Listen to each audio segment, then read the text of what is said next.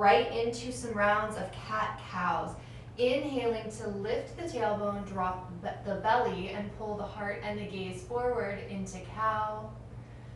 And then exhaling to drop your tailbone around your spine, chin towards the chest in cat. You're going to continue here with your breath. The inhales, pull the heart forward. The exhales, round the spine up.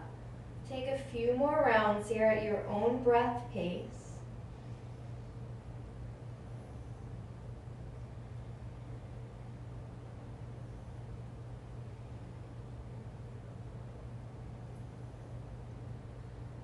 And after the next exhale you take, we'll come back into our neutral tabletop, bringing the palms forward slightly, tucking the toes, lift the hips up and back, downward facing dog.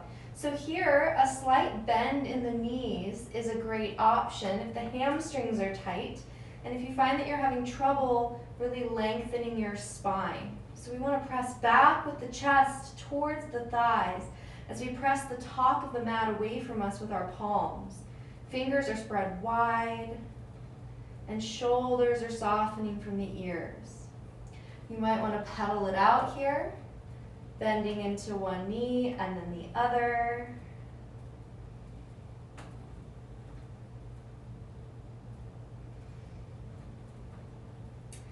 And then coming back to neutral, letting your heels drop towards the mat. They don't have to make it there. As you can see, mine do not. That's just the direction that they're headed. And we'll take the gaze up between our hands. We're just going to take little tiptoe steps up to meet our hands. So we end up in a forward fold here at the top of the mat.